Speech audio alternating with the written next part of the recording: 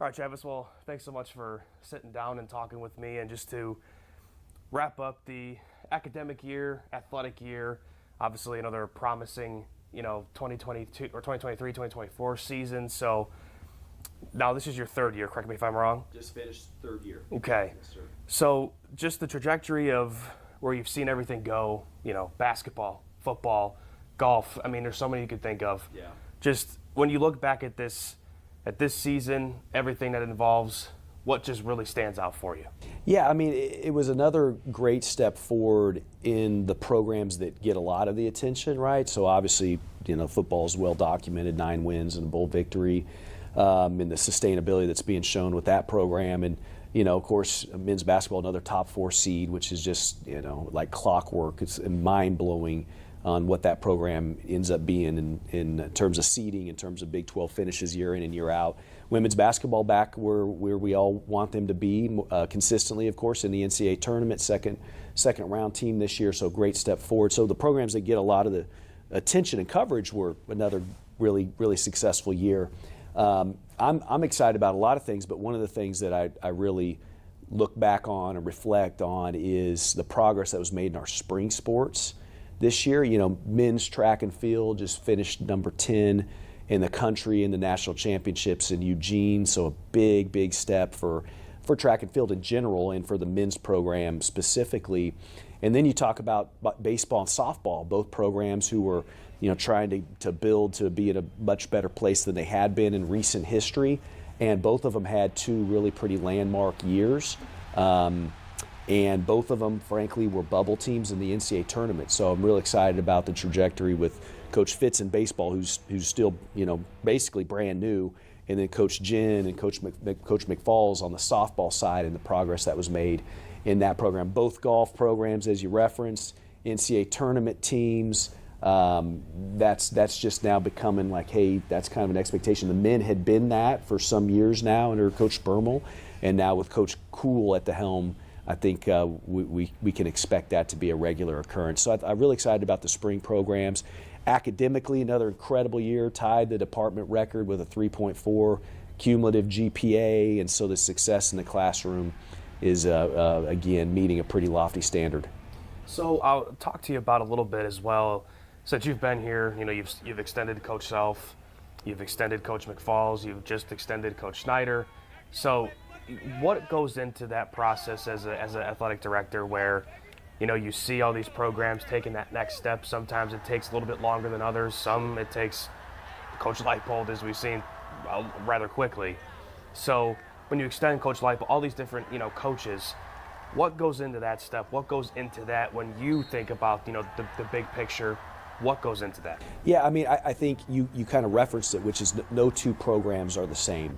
Right, so how you evaluate softball or how you evaluate women's basketball or how you evaluate volleyball, whatever it might be, you don't have the same tools, so to speak, because the histories are different. The time in which the coach has been at the helm is going to be unique in about every one of those situations. The state of that particular sport in college athletics might be different or might have evolved. And so I think you have to really independently and uniquely evaluate where the program's at and what the needs are of the program. So anytime you go through an evaluation of a coach and you then decide to extend, one of the things you're also doing is getting in better lockstep and better locked arm in arm with the coach and the program about what the needs are to continue to invest. And so certainly the contract matters and the extension matters, but what I think we all get a little bit more excited about is, hey, you're in better partnership with the coach and with what the program needs are to continue to build and to continue to move forward. So that's a lot of the kind of the backstory around those conversations as you're talking, and getting into the deep dive into, hey, where can we go? What do we need to better invest? And you're getting that feedback from the coach. And so, when you see what the programs have done, and especially with NIL, right? Obviously, that's changed the landscape of college sports everywhere, the transfer portal.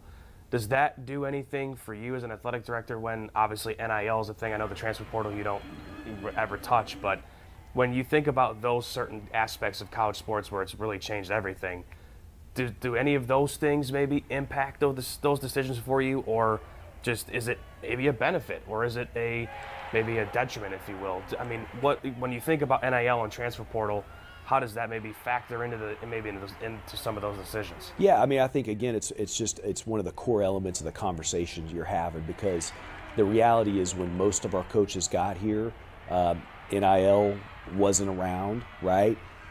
Transfer portal was more restrictive than it is today.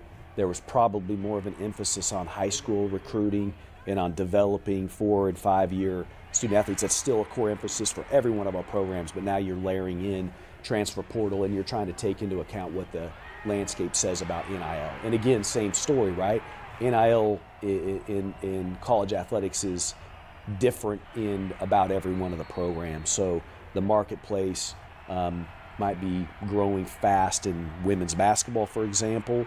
The marketplace in a golf maybe isn't kind of demanding the same kind of activity and opportunities from an NIL perspective. So you're looking at that in a customized fashion.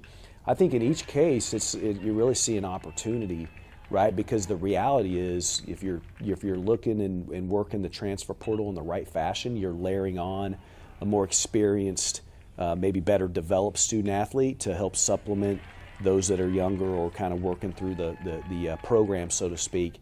And then with NIL, again, that's a pliable thing. So NIL today is different than it was a year ago.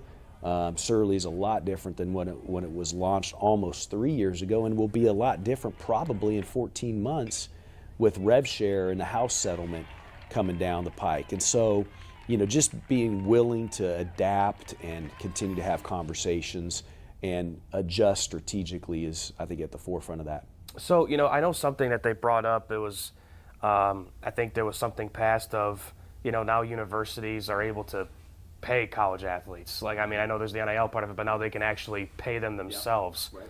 So as an athletic director, does that change, how you go about, like, I mean, obviously you're not recruiting the players and all that kind of stuff, but what does that change from your standpoint of things? It'll be a pretty radical shift. NIL's existed largely outside of the department ecosystem, so to speak.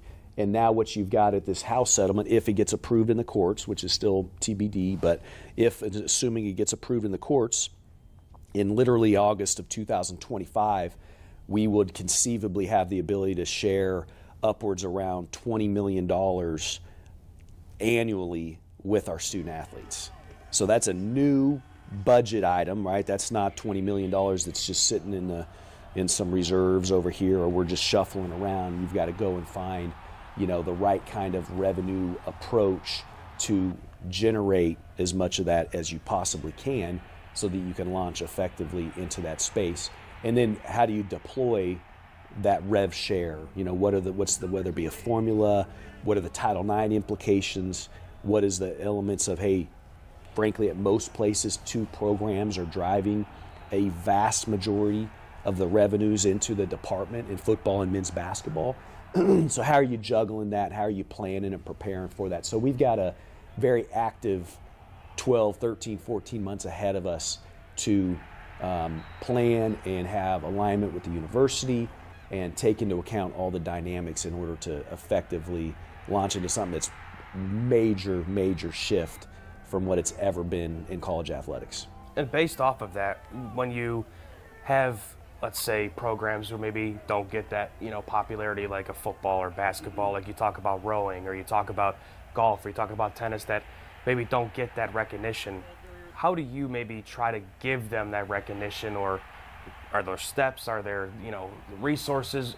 How do you try to give them those kind of resources like football and basketball? How do you do that if you can? Well, I mean, I think we have to remember, number one, that I think student athletes have far greater support today than they've ever had in the history of college athletics. You think about, could be mental health support, it could be our Kansas Team Health, sports medicine, wellness kind of program that I think rivals anything in the country.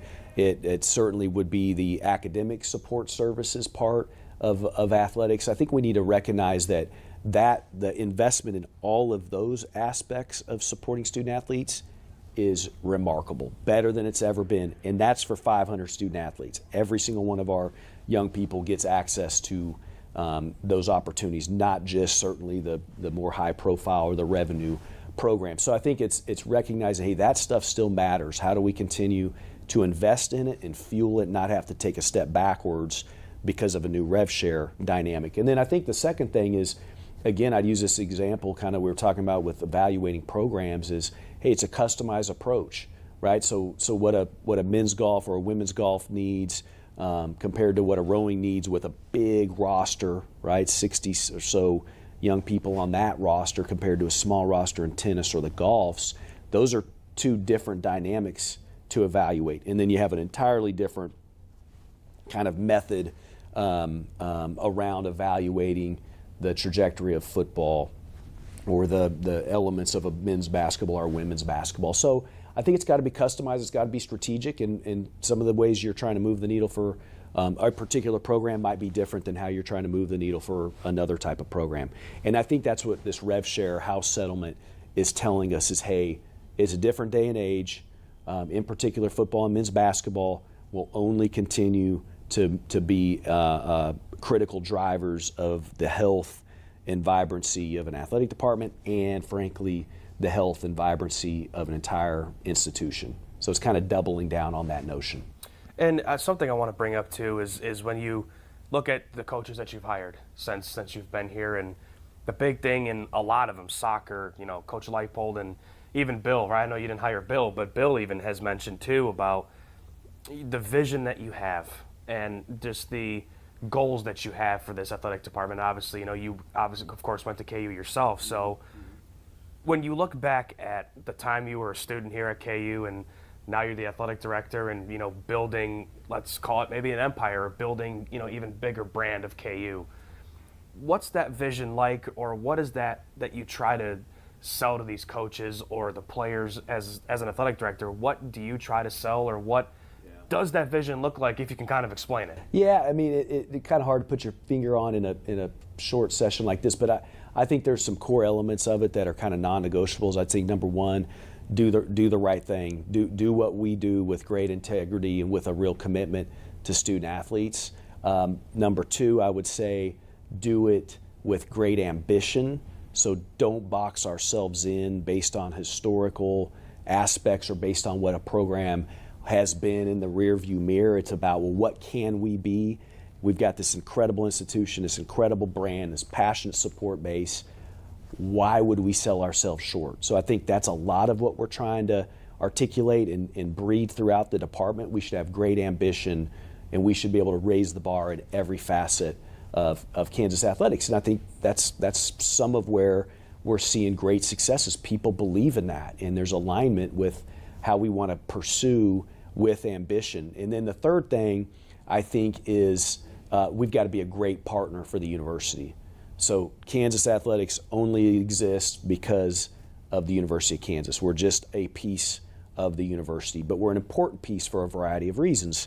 We have a lot to say about helping drive enrollment for the institution. We've seen that. That's concrete, that's factual, that's data-backed.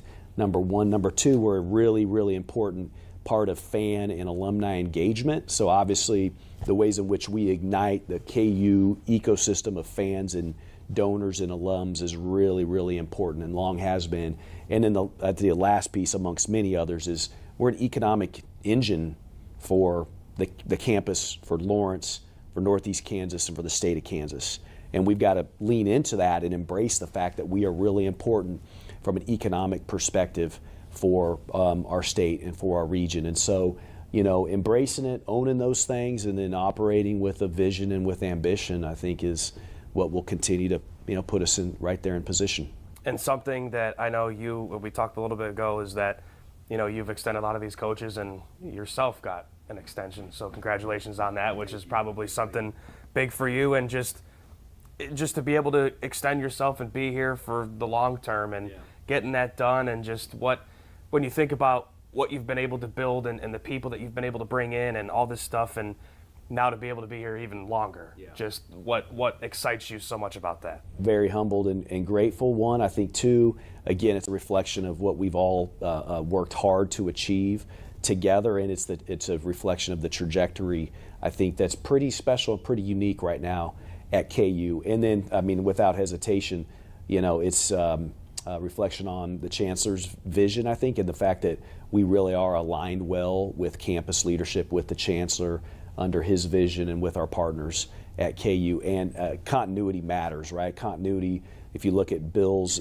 remarkable time here at KU, that's been at a core element of that program, and men's basketball success is a kind of continuity he's had. Obviously, with football, we've been really committed to making sure we can have continuity and viability with Lance and with that staff.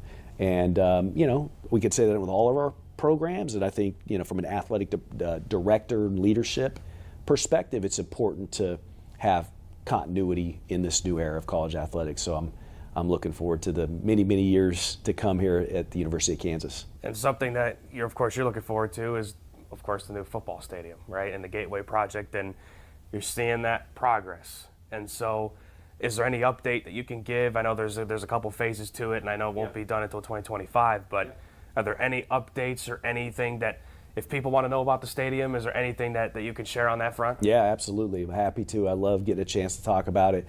First of all, on time, on budget. And you want to talk about not taking something for granted, a project of this magnitude, $448 million in an incredibly condensed window of time to pull off what we're pulling off in this massive phase one. Everything's on time and on budget, so that's an incredible achievement at this juncture. When we open in August 25, profoundly renovated Anderson Family Football Complex, expanded and integrated into the brand new West Side that I think will have truly the finest in fan amenities, premium in every aspect that exists in college football. New North, right there on top of the end zone, field level club, and then the conference center attached to the north. So that's the massive $448 million phase one. Phase two, TBD. Well, why is it TBD? It's TBD by design. We don't know what we need on that east side. We don't know if we if the market says we need more premium spaces, more suites. It's too early to tell. So we're very thankful, frankly, to not have to rush into and make a rash decision on that east side. So that's number one. Number two is we are right on the cusp of bringing a developer online. We've had a robust bid process. The finalists have prepared and presented really exciting plans for what the mixed-use development can be on that east side. And we're right at the decision point. And once they're on board, then we'll start to have things take shape about what's going to be in that mixed-use development and what's the timeline. And until then, we couldn't feel better, frankly, about trajectory on finishing out phase one in just literally 13 and a half months, somewhere in that kind of time frame. And then the energy and momentum heading into phase two. When we have more details on the timing when we've got our mixed-use developer here and we're able to roll that out, we'll be really excited to do so. And then again, that east side, some of the way we've always felt about it is let's keep building the momentum and energy around this program. Let's have our fans buying in and demonstrating their commitment to being on board and being season ticket holders and buying into our premium spaces. That's been fantastic, but we still want to continue to churn and build toward what the total picture with a new east side can be. So I guess another big thing that people have been talking about, right, is the seating, right? Is there going to be more than 40,000? Is it going to be less than 40,000? Are you able to say what that seating? I've answered that question. It will be more than 40,000. That's unequivocally the answer. When we open in 25, we'll be in the lower part of the 40s. We've known that. We've said that. I don't have the manifest, so I couldn't tell you the precise number, but we'll be in the low 40,000s when we open in 2025. But that's one of the dynamics of what do we want to do with that east side. Do we need it to just be a larger east side so we can expand and grow capacity?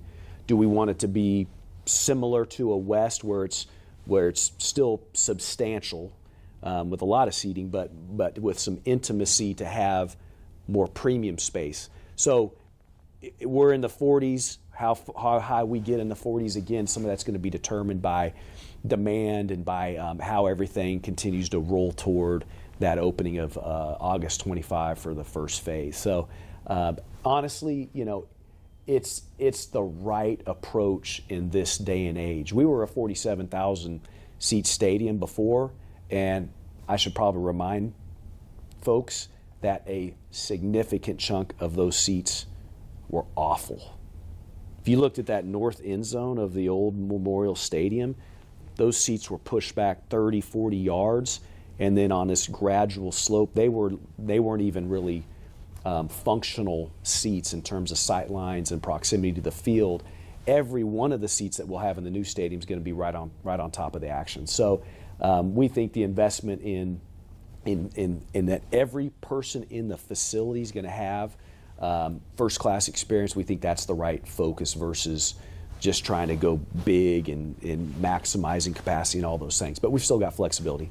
So, and probably another thing I'll ask too is with you guys going to Children's Mercy Park and then obviously Arrowhead, and of course there's going to be construction with the football field, and what's that looking like? I know that obviously the dates are set and you guys, there's the timing and all that stuff still has to come out, but to be able to go to Arrowhead and square that away, and then Children's Mercy Park, and so does that, help with what you guys are trying to do in terms of obviously letting them just do the work on the football stadium, but what else does that help with when they're able to go to Arrowhead and they're able to have a bigger atmosphere? What is that? It's exciting. Honestly, I don't think it could have mapped out better than it has. It wasn't always exactly by design. I mean, we really thought that the best path was to find a way to play through it. We had a plan to execute playing all the home games right here in Lawrence around the construction. It would have been a challenge, but it could have been done.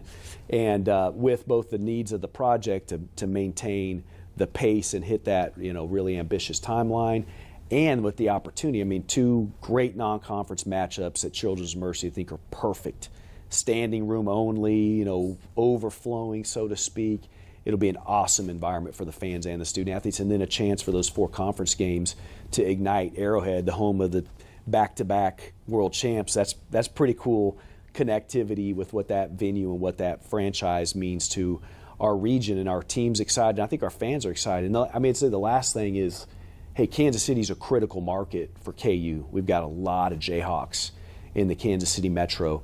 We need to activate that fan base that is in the Kansas City metro that may or may not have been making the journey to Lawrence, and we need them to step up and be there. We need our Jayhawks in the Kansas City metro to take that big step and be with us at these venues, in particular at Arrowhead, when we've got a chance to really grow and expand and hit some new, I think, kind of high water marks in terms of attendance. So we're challenging our fan base in the area as well.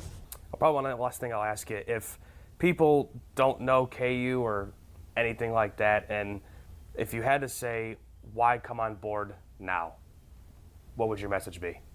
I think it's twofold. I think number one, it's still the KU you've always been proud of, right? Still that wonderful university in this great college town that has that strong brand, that strong passionate fan base, still a great education, but it's all those things. And at the same time, it's a new KU, and I think that's what's really exciting.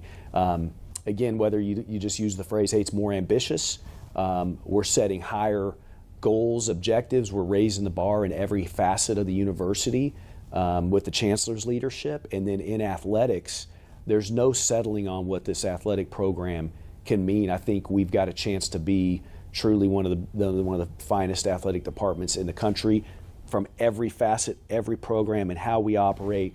And without hesitation, that can only be done if football and men's basketball are driving it. And I would say you'd be hard-pressed to find a better combination than Bill Self and Lance Leipold in any place in the country. And so those two programs are driving forces, and I think the trajectory's really, really exciting. One thing is, you bring up a good point, because obviously there's been things where there was a vote that Coach Self and Coach Leipold were the best 2 college coaches in terms of a combination, and how competitive it is now, especially where coaches don't stay a whole lot, a while, if you will. I know Bill even mentioned it, that he was like, guys, I've been here 21 years. That's really unheard of now in this college landscape. question. So how competitive is it when you have to always monitor that, where other schools are coming after other schools, meaning not in a bad way, but trying to make their school better? Yeah. How competitive is that from your standpoint to make sure that these coaches don't go anywhere? Yeah. Well, I mean, again, I think in the case of men's basketball with Bill, there's no better coach in the country. I think that's been reasonably documented. Somebody could debate it. I don't know that they'd win that debate, but so that's been pretty well established. So Bill is not just a mainstay for KU, but he's a mainstay in being one of the top coaches in the game, period. So how that all plays out, I think at the end of the day, all we've really focused on is how are we continuing to elevate and move Kansas basketball forward. It isn't, hey, how do we meet the bar that's been set? No, it's how do we exceed and build upon that, and that's where there's great alignment with Coach Self and I. And in the case of Lance, I mean, unequivocally, he's going to be on every list, right? He's on every top 10 of coaches in the country list, period.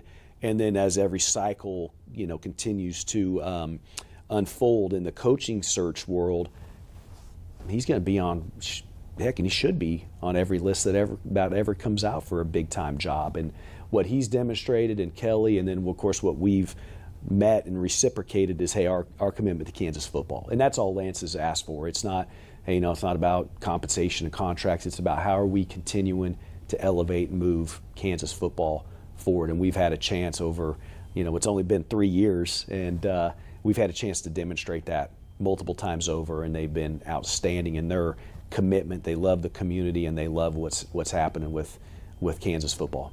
One more, I promise, because I know whenever you're on social media, right, you bring up that whenever there's softball, football, you're always responding to the players, the coaches, just, to show their support. And why is that so important for you to be able to go out? And I know when I'm sure when I tagged one of the Washburn Rural girls about her being the next baby Jayhawk, yeah. maybe that could happen. But why is it so important for you to be able to express that support, and no matter what sport it is, why is that so important for you? Well, I think it's a responsibility that I take seriously and proudly, and that we all do in the department.